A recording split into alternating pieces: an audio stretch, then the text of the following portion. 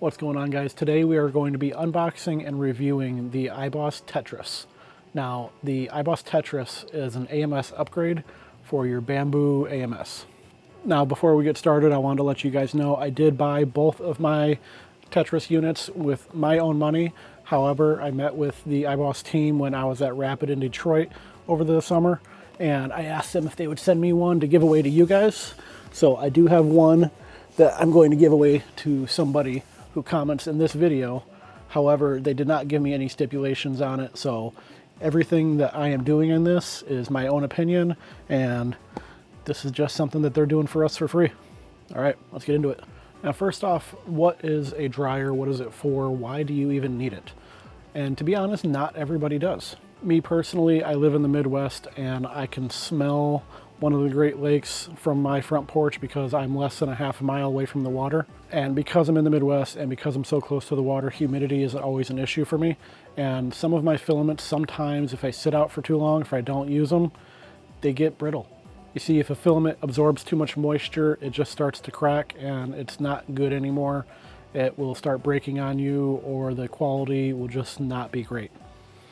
Then you have other filaments that need to be heated before they're printed. I don't use any of those, so I don't know what they are offhand, but I know they exist. If you do any silk printing, a lot of silk filaments will absorb moisture like crazy, so you want to make sure that they're dry before you actually start printing on them. But again, it also depends on your climate, how you have your dehumidifier in your house, the temperature you have in your house, where you live. I know people that have never used a single dryer, and I know people who can't print unless they have a dryer. So there's a lot of factors in whether or not you need it. Now, the next question you might ask yourself is, why should I buy this upgrade kit when I could just go with the AMS 2 Pro? Now, for me, there's only two actual reasons. I'm sure there's a handful more, but cost is the first reason. I believe the AMS 2 Pro right now is $350, somewhere around there. I'm pretty close to Black Friday, so the price might be different. And then I believe this on sale right now is $170. Again, it could be a little bit off. Now, the second reason is, from my understanding, the AMS 2 Pro does not allow you to dry your filament while you are printing. You can only pre-dry. Where with the Tetras, you can pre-dry your filament, and while you're printing, you can continue drying throughout the entire process. So, what do you guys say we get into unboxing this thing? Hey guys, so I'm just sitting here editing the video, and it's gotten to be a little bit longer than I initially anticipated. So if you don't want to watch unboxing the entire unit and putting everything together with all the electronics and everything, you can skip forward to about 10 minutes, 45, 11 minutes. All right, bye.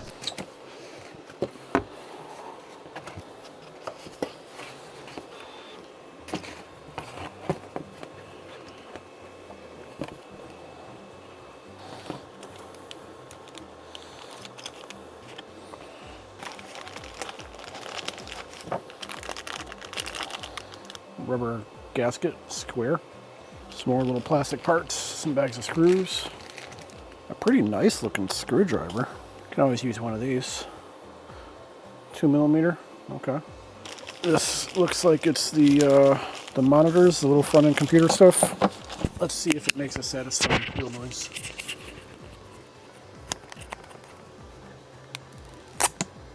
Not really.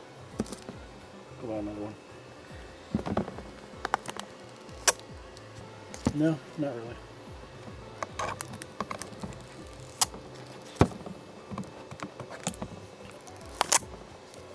Oh well, it's worth a shot.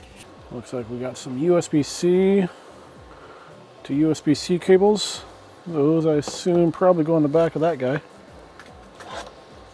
Somewhere. I don't know if you can see it, but that's USB-C right in there. So it looks like it runs under here probably. Also, if you guys aren't following Bourbon Moth Woodworking, awesome knife. Everyday carry.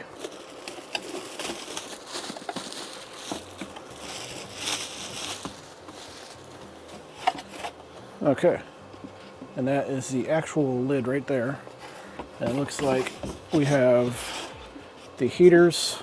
At least I'm assuming these are the heaters on the back. And that's where the other, yep, it's heater. That's where the other end of the USB-C goes to. So it looks like these control it, USB-C to USB-C, and then we got the power cables. And then remaining, it looks like these are the little plastic dividers.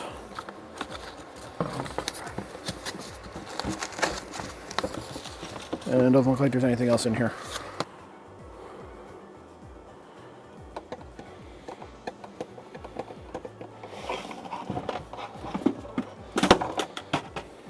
And then it just pops right off.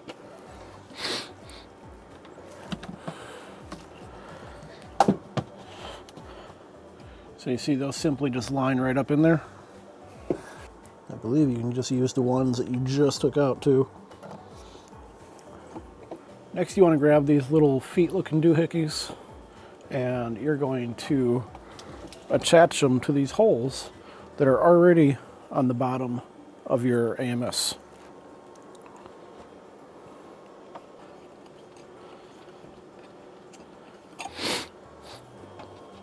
All right, from here we're going to grab the USB-C cables and we're going to route them through these channels right here. And you want to make sure that the Y portion of the cable is facing the back of the unit. And then you're also going to take the longer cord and plug it into the back of your heater. The middle two, it doesn't look like they need to go into the channels.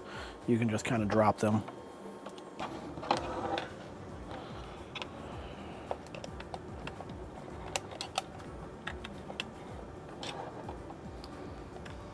I'm going to plug these in right now. Next you want to grab this part with all of your little controllers on it and you're going to fold them all out forward. And these are going to mount on here. But I am going to plug them in while I am doing this. So, all right, now once you have all of your screws in and your wires ran, you're going to grab the little baggie that says foot pad. You're going to pull off your M3 backing and you're just going to space them out on the bottom of this. And 4. Now for this part we're going to grab two things. Our bag that says acrylic baffles should be your clear pieces of plastic. And then you're going to grab these little guys that were attached to your feet standoffs when you first opened up the bags. So what you want to do with these guys is you want to take the acrylic and make sure your bevel is facing this way, facing back. And on the back end of this, take this little guy and you're going to take this, slots right in here. Now this doesn't fit perfectly, so you want to make sure to push in these clips so that it locks in, because otherwise it doesn't seem to lock in properly. There's not enough spring on this. And then this guy just clips right down in here and it clicks in place. Once you have that done, next you're going to grab these little triangle pieces that you have right here. All right, so you're going to take the triangles and you're going to put them on the left one and the right one. And you're going to take one of these arrows and put it on the middle one. Next, you're going to grab these little guys right here and the side with the little slit you're going to place right here. Next, we're going to grab these plastic pieces. Now these are your dividers to go in between every slot. So this long flat part is going to go towards the rear, and then this is going to click in into the front.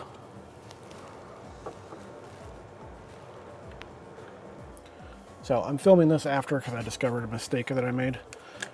But these divider pieces are not all the same, so you want to make sure that you identify the one that's different.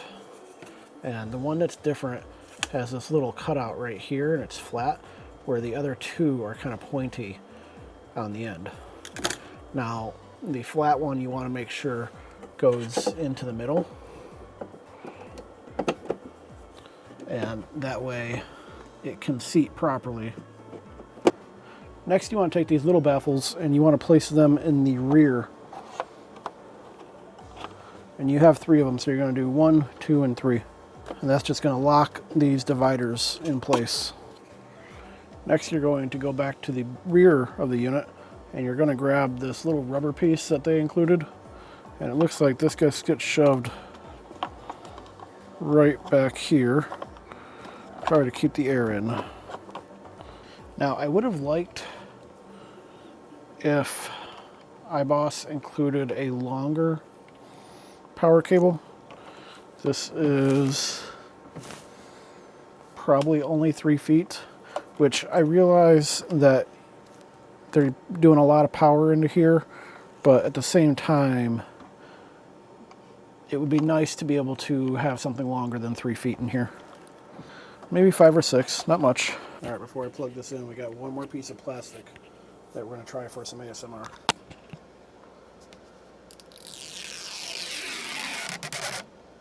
Oh, no.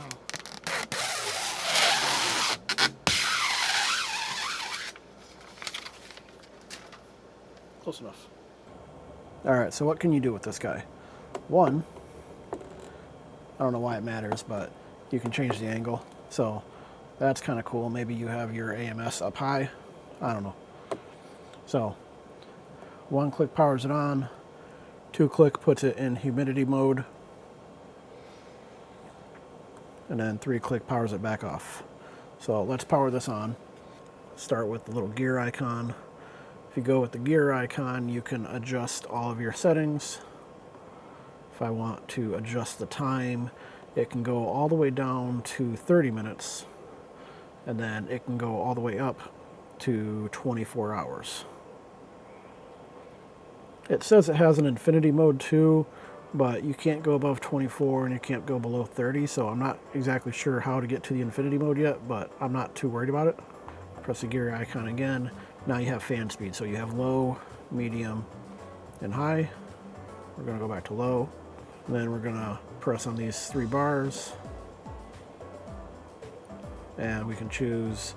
This lets you select your material. So PLA, you have M2, which is your custom settings, so you can go through here, and if you want anything custom, you can set it in your M1 and M2. From there, you have your TPU, your ABS, PETG. Now, next you also have first stage and second stage drying. So first stage is when you're just trying to get your filament dry, and then when you put it into second stage, the tube pops up. It drops the temperature a little bit and makes it more efficient for continuous printing. So if you know you're going to be printing a project, don't have the 2 on, have your filament in there for a few hours, then when you start printing, press your 2 and you're in second stage drying. You will see on the rear of the unit, we have these little panels that lift up and down. And these are nice because they let you to have a little bit of airflow. And then after you're done using the unit, about a minute after you turn it off, they close. So they kind of just trap all the humidity. Now, one question you might be asking yourself is, how loud is this thing, especially if you're running all 4 heaters at the same time? Well, I got some good news for you. You see, even running all 4 heaters at the same time, this thing seems to average at about 48 decibels, which is pretty good, especially if you're not new to 3D printing. You know that your printing areas can easily average 60 plus when you have all your printers going. Now, comparing this to the original Eibos dryer that I've been using for a few years now, it's about the same amount of decibels. That one I think averaged 47 to 49, but I'll throw that up on the screen. Then we can also compare it to my Sunlu dryer that also dries 4 rolls at the same time, but only has 1 temperature at a time, and that averages 53 to 56 decibels.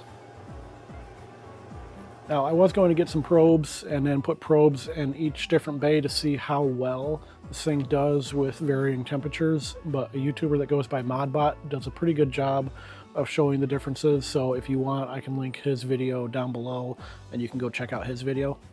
But to sum it up, it does do a pretty good job going from bay to bay of the different temperatures. I think somebody else also pointed it out, but I really like that this lid just stays in place wherever you put it. Like, it's really nice. And it's a tiny thing, but the fact that that is tight in place is really nice. Now, I don't know, maybe it'll loosen up after time and maybe it won't stay like that, but, and I don't know the purpose of why I would want it to be open like that, but I still like the fact that it just stays open and I don't have to worry about it. I'm sure there is a reason that I'm just not thinking of right now, but it's nice that that just stays where it should be. Your original locks fit right in there. You do have to push it down a little bit because it has that rubber seal.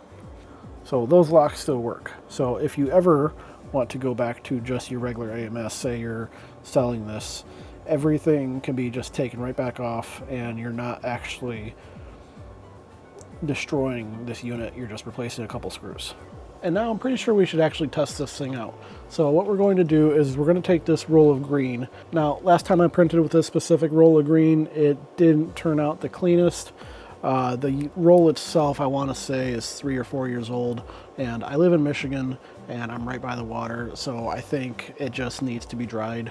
I decided to use another filament for the project I was working on, so I haven't actually taken the time to dry this roll yet.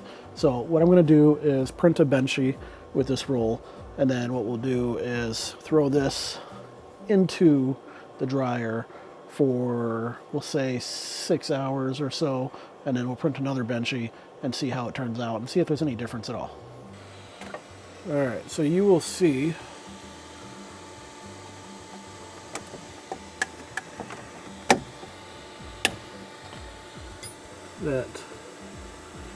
that is not the greatest. Now, it could be a filament setting, but let's see what this looks like after it's dried for a while, because there are multiple issues with this. So what we're going to do is dry this. We are going to turn this on. We're going to go here. Oh, shoot.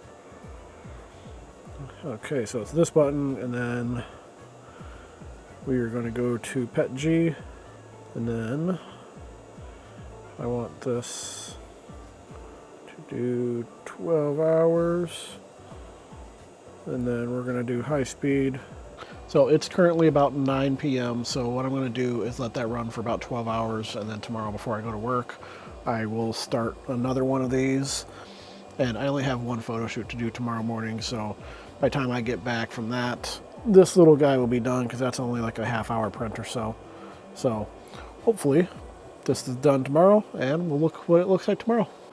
All right, so the dried one is done, and just looking at the initial, it appears to have worked pretty well. It seems like it's pretty dry.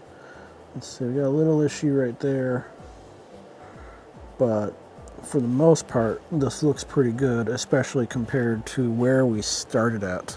Looking at the two, you can definitely see a nice comparison, if it's focusing enough. So there's your front, there's your side. I mean, just look at how bad that is compared to how it is now. Like I said, that filament is like 3 years old and was just in rough shape. So it appears to work. So I'm pretty happy with that.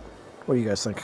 Real quick, since you've made it this far, I would like to give you guys the opportunity to win one of these dryers. All you need to do is comment down below.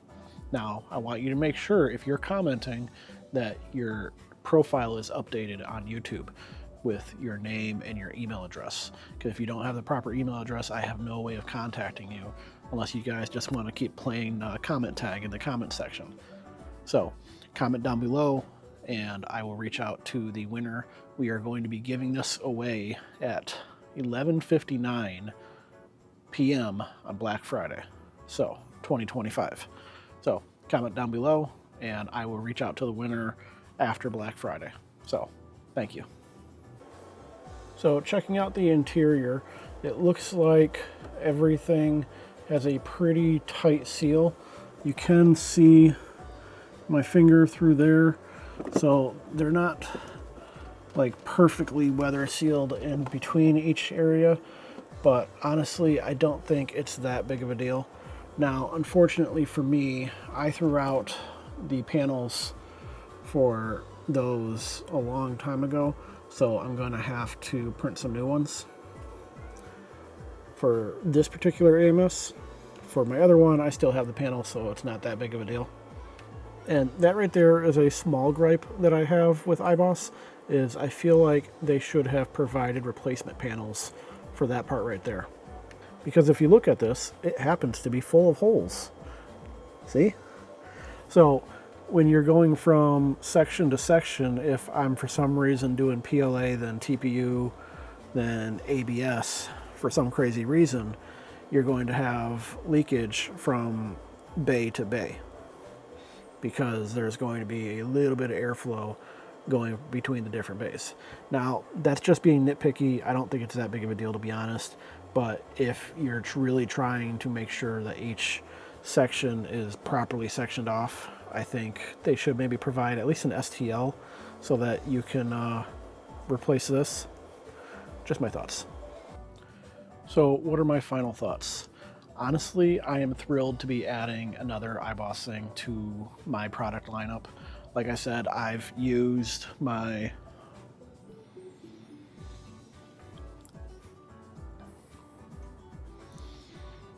So what are my final thoughts? Honestly, I love them. I am so excited to finally have them set up. They've been sitting in my basement for a couple months now, just because life has been so hectic, and I'm so happy to have them up now. So these are going to be a part of my permanent workflow. I would say as long as I have my P1S, or as long as I'm using Bamboo products, I'm going to have them as part of my permanent workflow. So let me know your guys' thoughts. Did you like them? What are your thoughts on them? If you could, I would definitely appreciate a like, follow. All right, I'll talk to you guys later. Bye.